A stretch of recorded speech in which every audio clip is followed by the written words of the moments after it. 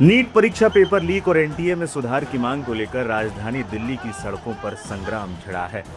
लेकिन केंद्रीय शिक्षा मंत्री धर्मेंद्र प्रधान की इस्तीफे की मांग कर रहे छात्रों और कॉकरोच जनता पार्टी को अब सुप्रीम कोर्ट से भी बड़ा झटका लगा है। बुधवार को सुप्रीम कोर्ट में इस प्रदर्शन के दौरान पुलिसिया कार्रवाई के खिलाफ एक याचिका दाखिल की गई थी। याचिकाकर्ता ने इसे तत्काल सूचीबद्ध करने की मांग की थी, लेकिन सीजेआई सूर्यकांत ने सख्त लहजे में कहा, हमारा समय बर्बाद मत करो और अपना समय भी बर्बाद मत करो। जब वकील ने दलील दी कि छात्र महत्वपूर्ण मुद्दा उठा रहे और उनके पास पुलिस की क्रूरता दिखाने वाले वीडियो मौजूद हैं, तो सीजीआई ने बातचीत को बीच में ही काटा और उन्होंने कहा, आपका बहुत बहुत धन्यवाद, हमें वीडियो में कोई दिलचस्पी नहीं है, हमारे पास देखने का समय नहीं है। आपको बता दें, एक दिन पहले दिल्ली हाईकोर्ट ने भी ये कहते हुए मामले से किनारा कर लिया था कि अदालत को इसमें मत घसीटे।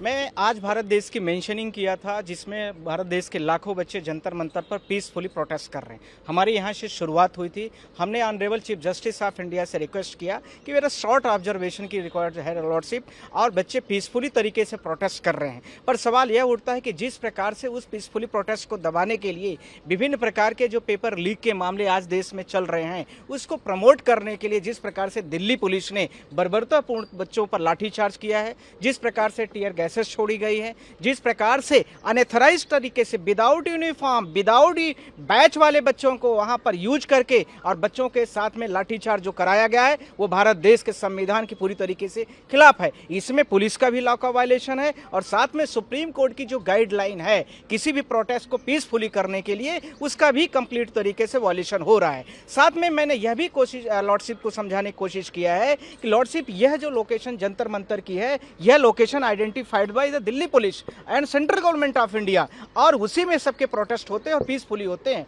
पिछले 25 दिन का रिकॉर्ड देखा जाए तो बच्चों का पीसफुली प्रोटेस्ट चला है, उसमें कहीं भी कोई भी ऑब्जर्वेशन पुलिस नहीं कर सकती। पर 2 दिन पहले जिस प्रकार से पुलिस का मिसबिहेव हुआ है, जिस प्रकार से बच्चों को पार्कों में घुस के मारा गया है, जिस प्रकार से दिल्ली पुलिस के जो बड़े ऑफिसर, कई सारे आईपीएस ऑफिसरों को मैंने देखा है कि लड़कियों को थप्पड़ों से मार रहे हैं, तो कोई डंडों से उसको पीछे से मार रहे हैं। बहुत सारे सोशल मीडिया में आप लोग निहत्थे बच्चों पर पत्थर मारा जा रहा है। पत्थरों के बड़े सारे आपने देखा होगा कि वहां पर ट्रैक्टर खड़े हैं और वो क्या कहते हैं उसको, हाईवास खड़े हैं।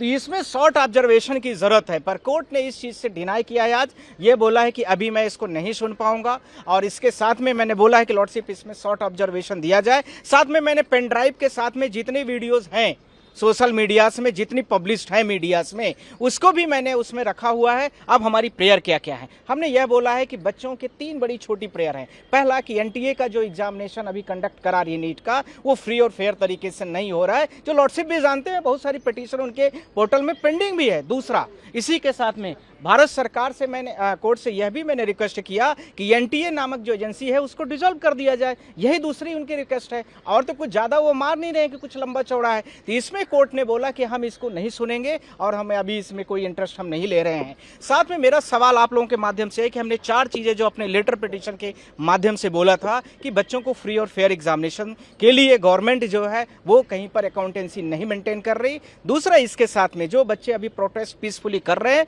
उनको पीसफुली प्रोटेस्ट करने का आर्टिकल 19(1)(b) और 1(c) में कंप्लीट तरीके से आर्टिकल दिया हुआ है, वो पीसफुली कर रहे हैं। इसलिए उस समय पर जो भी व्यक्ति इस तरह से वायलेशन और लॉ का उल्लंघन कर रहा है, जिसमें पुलिस ऑफिसर, आरएएफ, सीआईएसएफ के जवान और बिना नाम और बिना बैच के, बिना यूनिफॉर्म वाले जिन लोगों ने बर्बरतापूर्ण बच्चों के साथ बिहेव किया है, वो पूरी तरीके से निंदनीय है और उसमें पुलिस एफआईआर होनी चाहिए। इसके लिए भी मैंने कोर्ट से रिक्वेस्ट मेरे पिटीशन में था। फिर ये पूरा विवाद इतना क्यों गर्मा गया है? दरअसल कॉकरोच जनता पार्टी जून से ही जंतर मंतर पर धरना दे रही है। 20 जुलाई यानी सोमवार को उन्होंने संसद मार्च का ऐलान किया। भारी भीड़ के बीच पुलिस और प्रदर्शनकारियों में हिंसक झड़प हो गई। बवाल इतना बढ़ा कि राम मनोहर लोहिया अस्पताल के आपातकालीन विभाग में 186 घायलों को लाया गया। पुलिस के मुताबिक इस झड़प में उनके 118 जवान जख्मी हुए हैं। मामले की गंभीरता को देखते हुए अब तक 6 एफआईआर दर्ज भी हो चुकी है।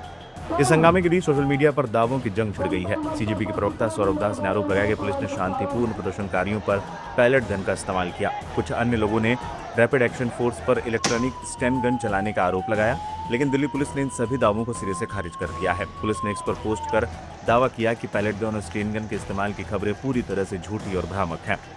एक तरफ पेपर लीक से गुस्साए छात्र और सियासी दल आर पार की लड़ाई के मूड में है, तो दूसरी तरफ पुलिस इसे कानून व्यवस्था का मामला बता रही है। और अब देश की सबसे बड़ी अदालत ने भी साफ कर दिया है कि वो इस मामले पर तुरंत दखल देकर अपना समय नहीं गंवाना चाहती। मामले को लेकर अभी भी छात्र जंतर मंतर पर डटे हुए हैं और भीड़ लगातार बढ़ती जा रही है। मामले को लेकर संसद में भी जबरदस्त गतिरोध देखने को मिला है।